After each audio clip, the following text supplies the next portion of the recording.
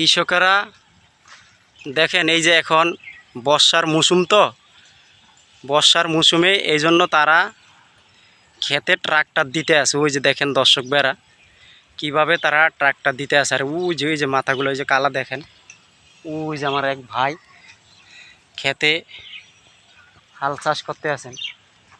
তা আসলেও আমি আপনাদেরকে একটু কাছে যেয়ে দেখাই। আর এই বর্ষার পানি তো ভাই, প্রচণ্ড বর্ষার পানির লিগে কোনো জায়গায় আগাইতে পারি না। আবার সাপ টাপ থাকে, বিভিন্ন থাকে। ওই যে দেখেন,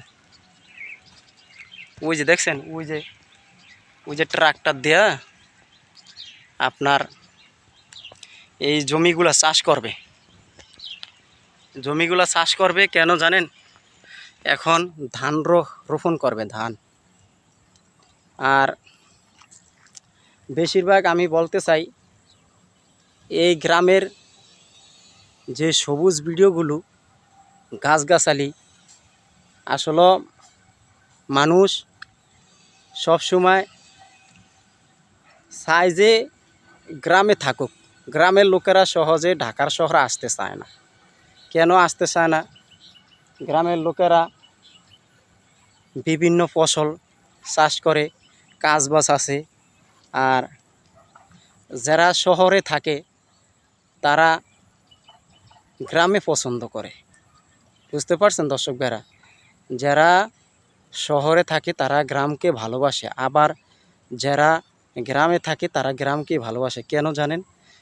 শহরে মানুষ, গ্রামের লোকেরা যাইতেছে না। গ্রামের আবহাওয়া খারাপ এবং গ্রামে প্রচুর গরম, এই জন্য কেউ গ্রামে যাইতে চায় না, শহরে যাইতে চায় না।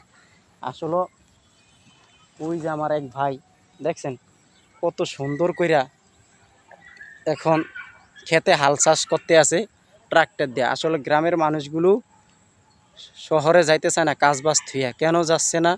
তাদের প্রচণ্ড কাজ বেশি, গ্রামের মানুষের প্রচণ্ড কাজ বেশি, এই জন্য তারা শহরে যাচ্ছে না। বুঝছেন? আকাশের পরিস্থিতি অনেক খারাপ, দেখেন ওইদিকে অনেক অন্ধকার। বুঝছেন দর্শক ভাইরা? অনেক অন্ধকার, প্রচুর অন্ধকার করে লাইছে। আপনারা তো কইলে বিশ্বাস করবেন না ভাই। এই যে পানির ভিতরে আইসা ইউটিউবের ভিডিও বানাই, এই যে দেখেন পানি দেখছেন, আমি কিন্তু এই পানির ভিতরে আছি, পানির ভিতরে থাইকা এরপরে ইউটিউবের ভিডিও বানাই। ভাই আমার চ্যানেলটা একটু সাবস্ক্রাইব করে দিবেন। আমি আপনাদের কাছে অনুরোধ করছি, গ্রামগঞ্জের ভিডিওগুলো বেশিরভাগ যদি এরকম পেতে চান, আমার চ্যানেলটা সাবস্ক্রাইব করবেন, লাইক কমেন্ট করবেন, শেয়ার করবেন। অনুরোধ রইল প্রিয় দর্শক ভাইরা।